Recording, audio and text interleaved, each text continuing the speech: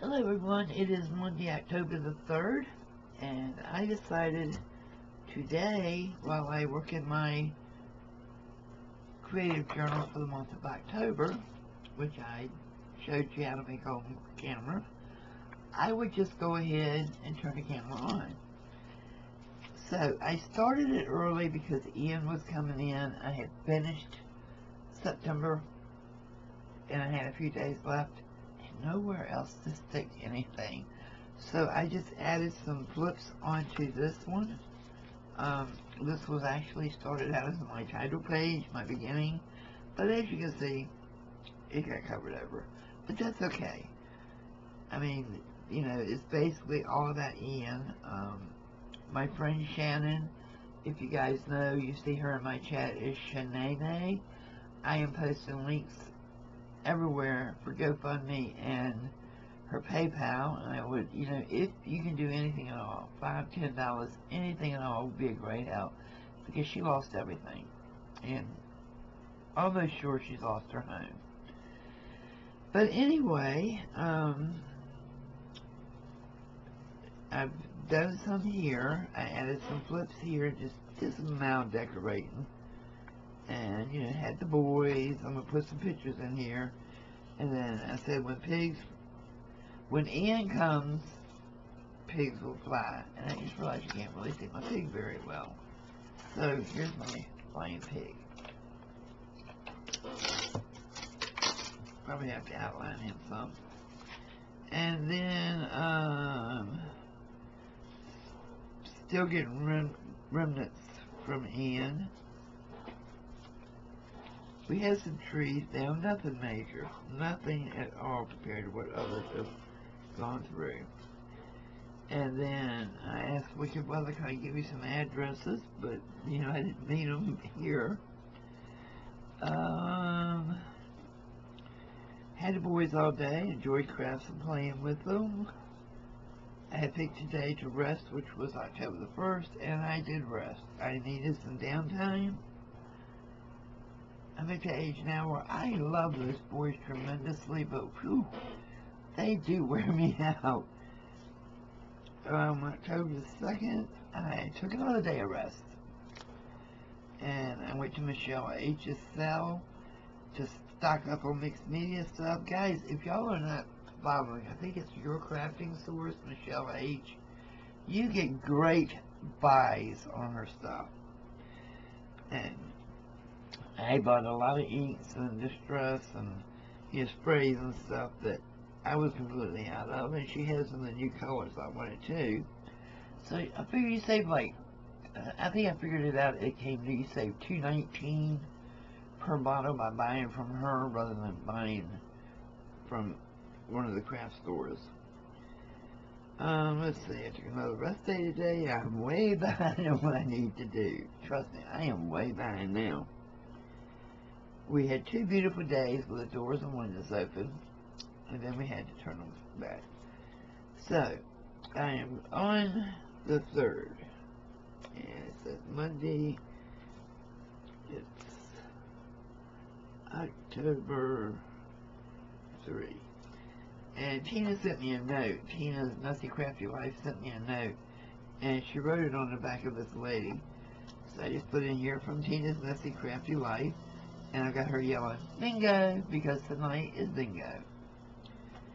And today's going to be a video making day and a bingo night. And then I've got some projects lined up. You see I've got some of my fall stuff laying up here. But I have some projects lined up that I've got to get busy working on. And I'm going to do that. And let's see, this is fabric I added to the journal. And it'll be like a little secret page. I probably won't have anything important to say on it, but hey, I'm trying.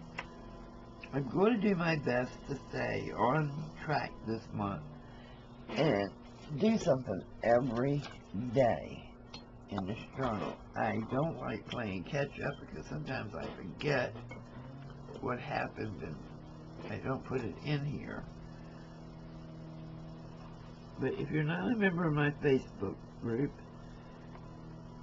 please join, and I will put updates in there on what's going on with Shannon. And I heard from Carehart this morning.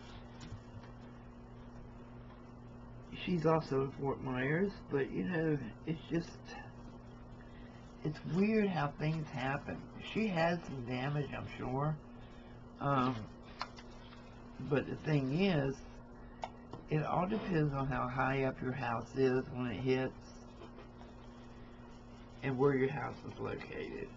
So hopefully once her insurance inspector comes through, he won't be giving her a bad report. You never know. Okay, I'm putting his little book on her arm so it looks like she's actually carrying it. Well, it doesn't, but it'll work. So as I was saying, with my friends, a lot of them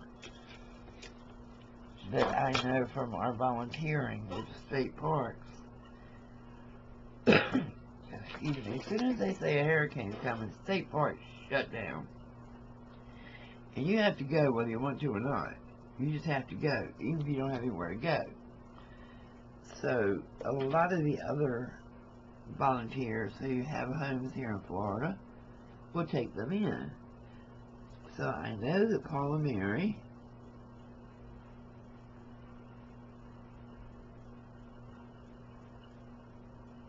they lost their RV. Total lost their RV. And they are staying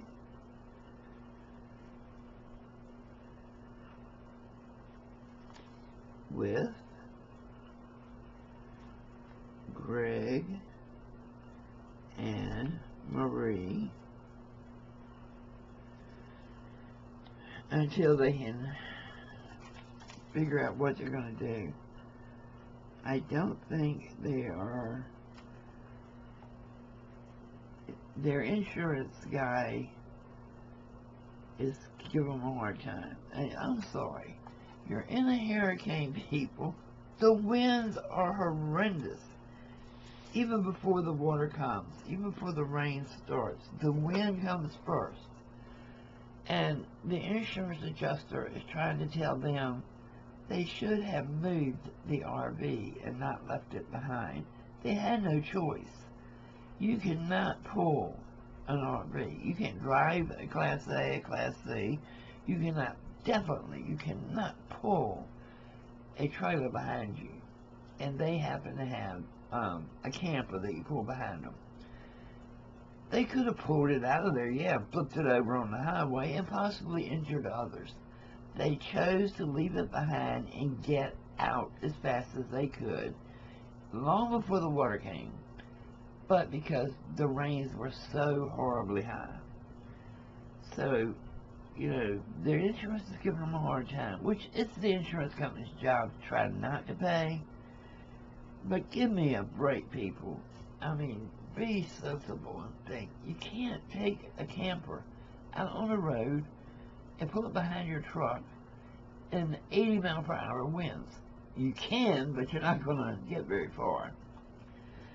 So even with stabilizer bars, which we had when we had to pull behind, and we had only hit winds at like 15 miles per hour and had to pull off the road with strong stabilizer bars, we had to get off of the road and park in a parking lot up against the building to wait for those winds and the rains to pass.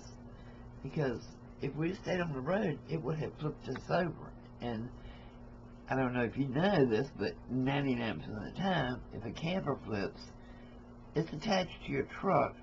Those bars that you have stabilizing it are attached to the back of your truck. It's going to roll your truck over too. So my suggestion is, if you're in one, leave it and fight those insurance fools. So I hope everything works out. If it doesn't, then we'll all help them find a way to get back home. Paul and Mary are from Canada, and they come down here during the summer months.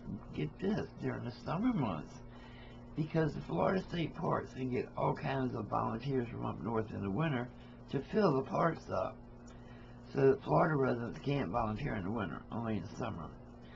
But these two will come here in the summer months because us that live here aren't going to volunteer in the summer either. No, I'm not getting out there in that heat to do anything. So volunteering in state parks is a hard job. And you can't say you stay in for free because you're working. You're cleaning bathhouses, you're cleaning campsites. Now my husband and I didn't have to do that. We did when we first started. But the last 3 or 4 years, maybe 5 years, the last couple of years we did it. We worked the nature centers, and I did nature crafts there. He worked the ranger station. I worked the ranger station on some of them.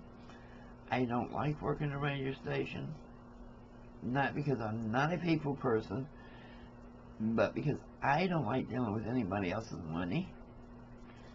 And, you know, if the next person comes in who's going to be a volunteer and gets on your register and they make a mistake, it goes on your time.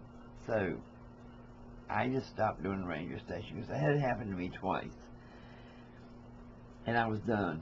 I said, nope, I'm here to relax, not to stress. But you work 20 hours a week, which pretty much chops up your day. Well, it's supposed to be 20 hours a week. We usually ended up working 40. The last 2 years that we did it, I just went on and off and camped, and he volunteered in the ranger station because my health had taken a turn and because I wasn't enjoying it anymore. There's a lot of nasty, hateful people that do this. And you know, everybody's got a friend they want to bring with them camping, so it's cutthroat out there, guys. Really, it is. So they're going to stay with Greg and Marie. And, you know, Paul and Mary are one of the few people, Canadians especially, that I have met that came down. They were good people. I mean, just good people. They do anything that was asked of them. They organize potluck dinners where everybody brings something and we meet in the pavilions. They organized game nights. They just were all around good people and fun to be around. And, you know, it wasn't a drunk fest, which a lot of that happens too. And since we don't drink, you know, I'm not saying that people that came didn't drink, but the majority of us didn't. So it was a lot of fun. So they're going to stay with Greg and Marie until the insurance company decides what to do.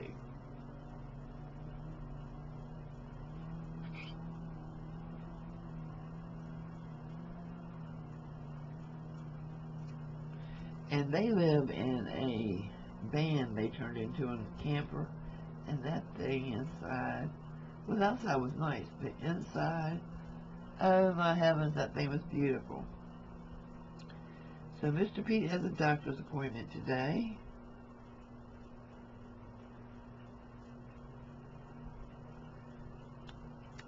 And he's at that now. What else is going on today? Bingo. I don't know. But, you know, I'm just showing you how I go through, how I decorate my pages as I'm going through. I may put some more decorations on here. It just all depends. You know, if something else happens. If nothing else happens, I'll put some decoration in here. If something else happens, I'll add that. This is a piece of paper that was left over from the inside cover. And I just put it on here, and I will write on that if something comes up. So basically, this is how I am working in my fall journal. I've gone through and put a few decorations in to have a jump start on my pages. But I don't want to do too many ahead because you never know what's going to happen in that day, and then you'll be out of space. And I don't know. I don't like going page to page, but some days I may have to. Depends. So, that's an update on the October journal you saw me making, and I hope you guys are making one and will work along with me. I'll see you soon. Bye-bye.